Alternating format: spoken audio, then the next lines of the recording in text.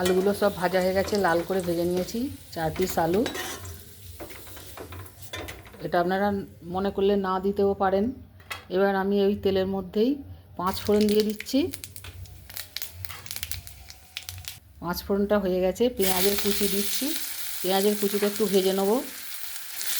পেঁয়াজ ভাজা হয়ে গেছে, এবার ওই ক্যাপসিকাম কুচি আর ক্যাপসিকাম আর টমেটো কুচিটা দিয়ে দিলাম। এটা এবার একটু ভেজে নেব। লবণ দিয়ে দিচ্ছি একটু, আর এখানে আদা বাটা আর রসুন বাটা, কাঁচা লঙ্কা বাটা দিয়ে এটা কষে নিচ্ছি একটু।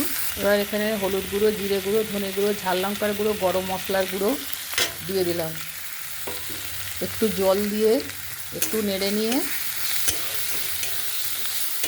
নিলাম। এইবার এতে জল দিয়ে এবার কষে নেব। মশলাটা ভালো করে কষে নিয়েছি। এবার এতে একটুখানি ওই সর্ষে বাটা, কালো সর্ষে আর সাদা সর্ষে অল্প একটু দিয়ে দিলাম, 1 চামচের মতো ধরুন বাটাটা, চা চামচে। এটা বাদ দিয়েও যে মশলাটা দিয়েছি ওই দিয়ে করতে পারেন, এটাকে নাও দিতে পারেন।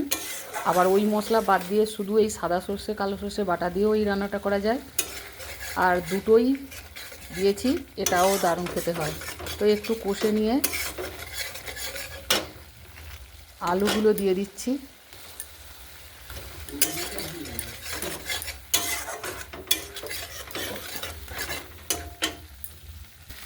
কষে নিয়েছি হালকা করে, এবার গরম জলটা দিয়ে দিলাম।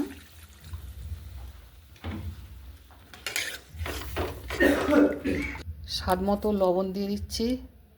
ঝোলটা ফুটে গেছে, এবার এই ভাজাগুলো, বাঁধাকপির যে ভাজা ওইগুলো দিয়ে দিলাম। আর এদিকে একটা ডিম নুন দিয়ে গুলে নিয়েছি।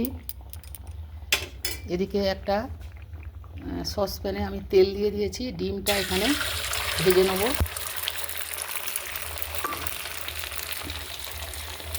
ডিমটা ভেজে নেবো, এখানে আর একটা ডিমও ওইভাবে ভাজবো। এবার এই যে বন্ধুরা, দুটো ডিম ভেজে এই যে দুভাগ, ওটা 4 ভাগ করে নিয়েছি দুটো ডিমকে। এবার ডিমগুলো এর মধ্যে দিয়ে দিলাম।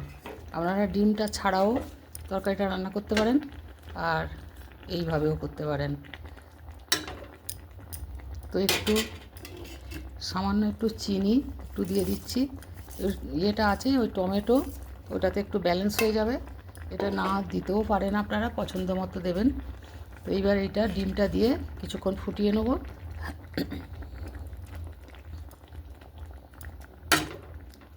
গরম মশলা তো মশলা কষার সময় দিয়েছি, আর দেবো না। এগুলো সব বাঁধাকপি যে বড়াগুলো করেছি ওগুলো সব সেদ্ধ হয়ে গেছে। এবার ডিম দিয়েছি, ডিমটা দিয়ে একটু ফুটিয়ে নেবো, ব্যাস তরকারিটা রেডি হয়ে যাবে।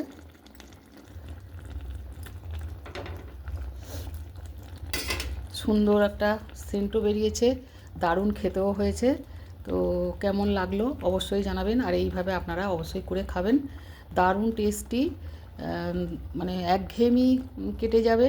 আর নানা রকমভাবে রান্না করলে স্বাদও প্রত্যেকটা আলাদা আলাদা হবে, মুখরোচক হবে, খেতেও খুব ভালো লাগবে।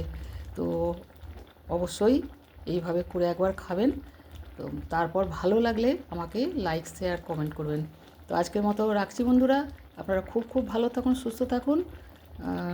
জয় গুরু, জয় মা তারা। এবার আমি এটা অফ করে দিয়ে আর একটু রেস্টে রেখে দেবো।